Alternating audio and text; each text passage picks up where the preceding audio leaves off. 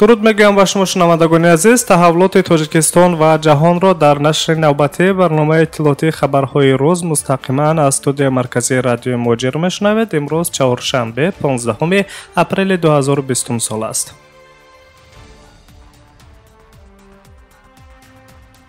хабарҳои рӯзро аз Тоҷикистон шурӯъ мекунем. Иттиҳоди Аврупо дар посух ба номаи президенти ҷумҳурии Тоҷикистон дар бораи расонидани кӯмаки молиявӣ ва техникӣ барои пешгирии оқибатҳои паҳншавии коронавирус ба Тоҷикистон 78 миллион евро кӯмак хоҳад кард. Дар ин бора Азия плюс хабар медиҳад. Хабар дода мешавад, ки 14 апрели соли равон мулоқоти вазири рушди иқтисод ва савдои Тоҷикистон Завқи Завқизода ва муовини вазири молия Юсуф Маҷидӣ бо роҳбари намояндагии Иттиҳоди Аврупо дар Тоҷикистон خانم مرلین جوزفسون برگزار گردیده است. در جریان ملاقات جانبها راه‌های مستحکم نمودن مبارزه با ویروس کرونا در تاجیکستان را بررسی کرده سر مسئله رسانیدن کمک اتحادیه اروپا به تاجیکستان صحبت کردند. در رابطه با این سفیر اتحادیه اروپا در تاجیکستان خانم مرلین جوزفسون گفته است که اتحادیه اروپا در پاسخ به درخواست جانب تاجیکستان کمک علاوگی مالیوی در حجم 48 میلیون یورو در شکل گرانت و قرض 30 میلیون یورو از بانک سرمایه‌گذاری اروپا برای اجرای نقشه ضد بحرانی حکومت را پیشنهاد میکند. این مبلغ‌ها به ساحه معارف، تندرستی، حفظ سرحد، تحکیم مؤسسه‌های طبی و تعلیمی، آب تأمین کنی و خواجگی و منزلی کمونالی، اینچنین برای پیشگیری عاقبت‌های اقتصادی و اجتماعی روانه کرده می شود. غیر از این 1.3 میلیون یورو برای مجهز ساختن 25 مرکزهای طبی جهت مبارزه با توجیه ویروس با اشیا و لوازمات ضروری طبی و 780,000 یورو دیگر برای با شرایط سانیتری تامین کردن مؤسسه‌های تعلیمی حدود جمهوری جدا کرده می شود. در واقع اینچنین مسائل دیگر رشد همکاری‌های دو جانبه از جمله دستگیری بودجه دولتی نیز بررسی شده است. خاطر رسان می‌کنیم که یک روز پیش نیز وابسته به مسئله همکاری‌ها و کمک‌های اتحادیه اروپا به تاجیکستان ملاقات سفیر اتحادیه اروپا خانم مرلین جوزفسون با وزیر امور خارجه تاجیکستان سراج‌الدین محردین در دوشنبه برگزار گردیده بود.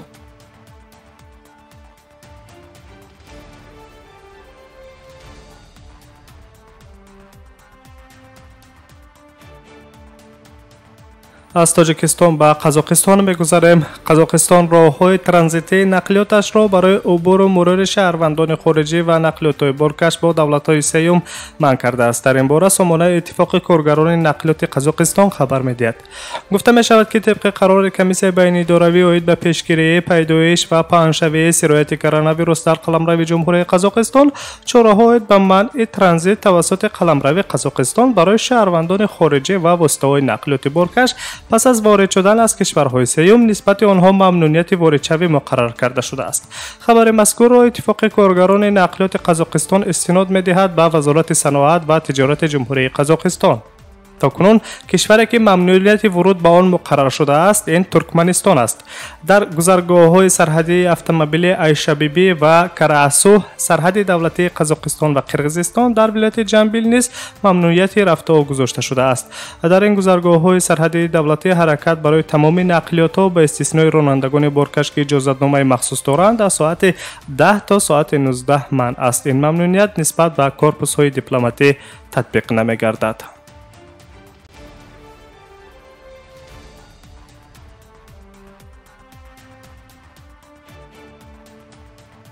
خبرهای روز را مستقیما از رادیوی موجیر شنیده استادید.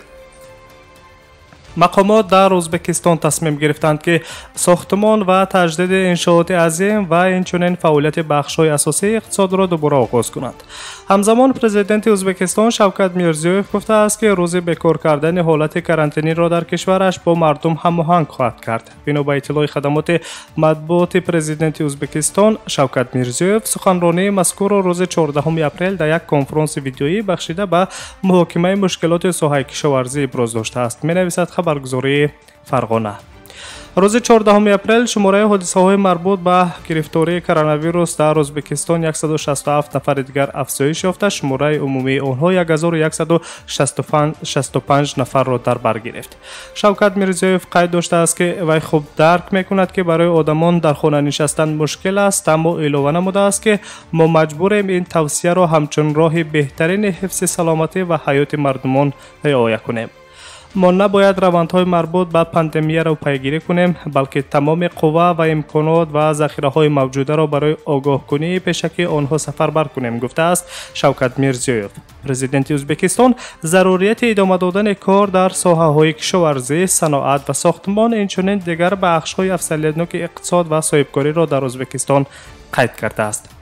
کمیسیون مخصوص جمهوری در ازبکستان تصمیم گرفته است که فعالیت بخش‌های مهم اقتصادیات و کارخانه‌های عظیم صنعت اینچنین کارهای ساختمانی از نوسازی و تعمیر در انشاءات بزرگ را برقرار کند. رخصتنامه‌های کاری از جانب رهبران کمیسیه‌های منطقوی به کارگران داده می‌شود. بنا به دستور کمیسیه در انشاءات‌ها باید قاعده‌های بهداشتی و گیگینی قطعاً رعایت کرده شود و خوراک برای کارمندان مستقیما در داخل بناها تشکیل کرده شود.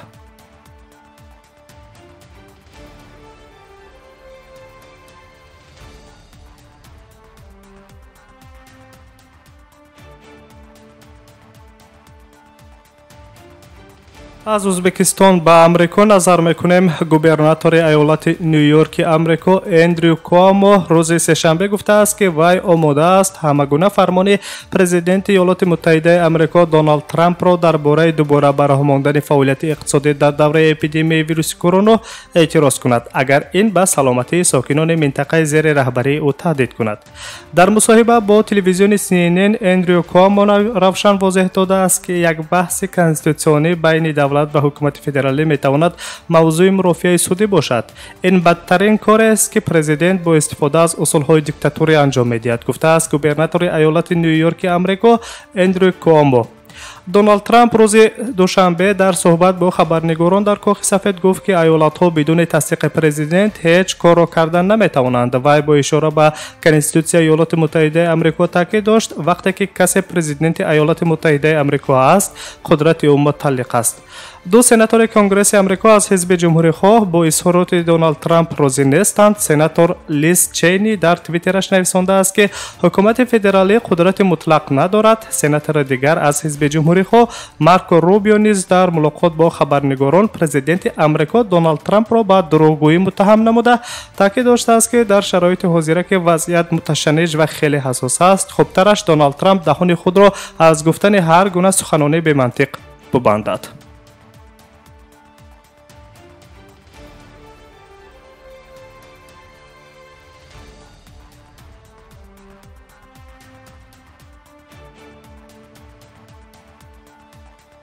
ادامه خبرهای روز را از دوشنبه ادامه میدیم. پالاتای پایانی پارلمان تاجیکستان امروز 15 اپریل تغییرات را به کدکس حقوق بیانکنی مأموری جمهوری تاجیکستان قبول کرد.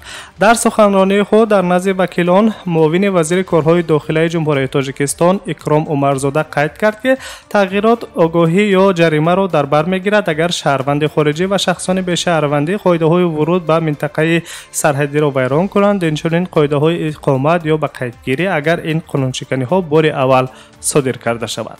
قید گردید که خارج کردن خارجیان یا شخصان به شهروندی توسط تغییرات پیشنهاد شده تنها در صورت اجازه داده می شود که اگر آنها تکرارا حقوق ویرانکنی های در بالا ذکر گردیده را صادر کنند. معاون وزیر کارهای داخلی جمهوری تاجیکستان تاکید نموده است که پیشنهاد حکومت درباره وارد کردن تغییرات به کدکس حقوق ویرانکنی مأموری جمهوری تاجیکستان بر رشد ساحه سیاحی و فراهم آوردن شرایط مساعد برای جلب سرمایه خارجی نگرانیده شده است.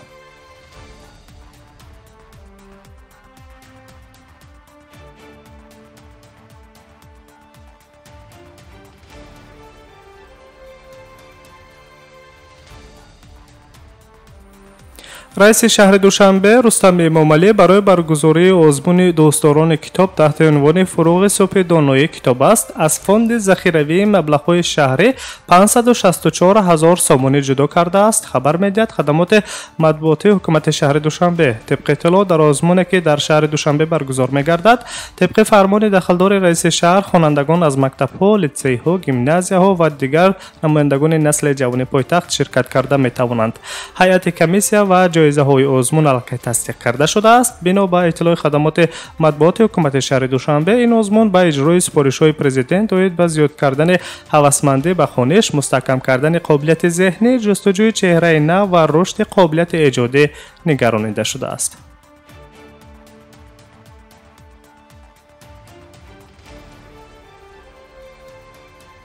سامیان عزیز، شما خبرهای روز را مستقیما از استودیو مرکزی رادیوی ماجر شنیدید. در ساعت‌های بعدی ما شما را با خبرهای تازه آشنا خواهیم ساخت. سلامت باشید.